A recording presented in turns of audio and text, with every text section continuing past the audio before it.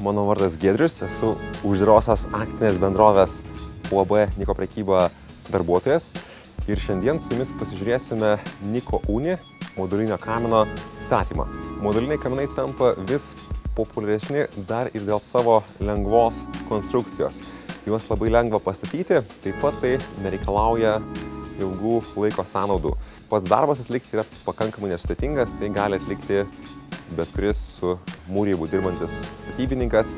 Na, o nagingesni klientai gali tai nesunkiai atlikti ir patys, vadovaudamasi montavimo instrukcija.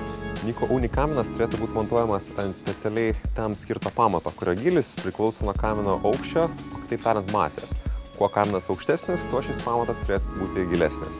Kamino apačioje yra dedamas kondensato indas į apatinį kamino vokelį, iš kurio bus išvestas kondensato nutekėjimas. Tam pirmajame kamino vokelėje turėtų būti išpjauta speciali anga, per kurią bus išvedamas kondensato nutekėjimo kanalas.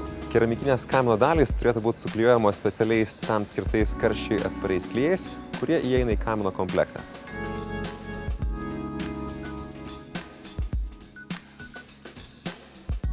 Vata yra su specialiomis išpjovomis, todėl lengvai apgaubia keramikinį indeklą iš abiejų pusių.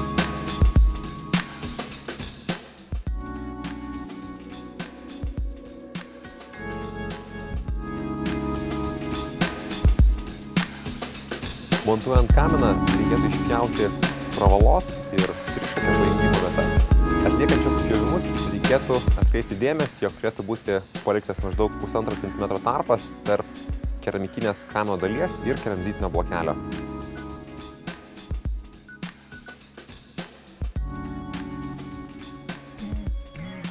Kamino trišakis turėtų būti įrengiamas tinkamame aukštyje. Šis aukštis priklauso nuo šildymo prietaiso ir jo pajungimo į kaminą.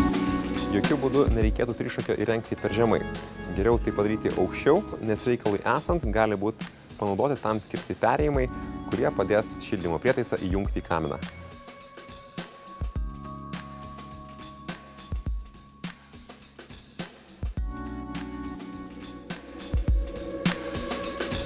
Statant Niko kaminą reikėtų taip pat atkreipti dėmesį į atstumus nuo medinių konstrukcijų.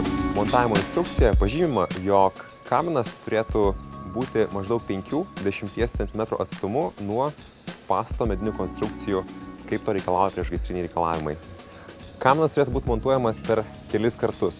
Pastačius maždaug 3–4 metrus kamino, jis turėtų būti armuojamas ir paliktas sustengti mūro mišinys. Tokiu būdu bus užtikrintas kamino stabilumas ir tvirtumas.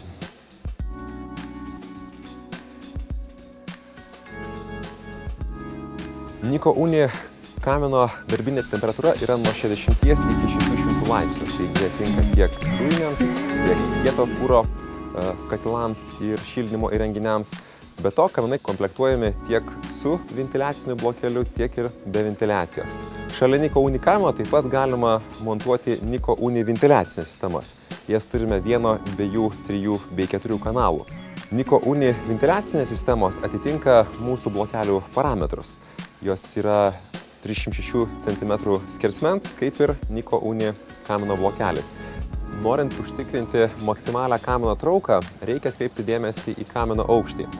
Jeigu kaminas yra 1,5 metro arba arčiau prie stogo kraigo, jis turėtų būti išlindęs maždaug 0,5 metro virš stogo kraigo. Taip bus užtikrinta maksimali kamino trauka. Šiuo metu Lietuvos rinkoje yra įvairių modulinių kaminų. Tačiau renkantis tokio tipo kaminą visuomet reiktų atkreipti dėmesį, ar kaminas yra sertifikuotas, ar turi C ženklinimą ir visus reikalingus dokumentus. Todėl ieškantiems geriausio kokybės ir kainos santykio patariame rinktis vokiečių gamintojo Niko Uni kaminus.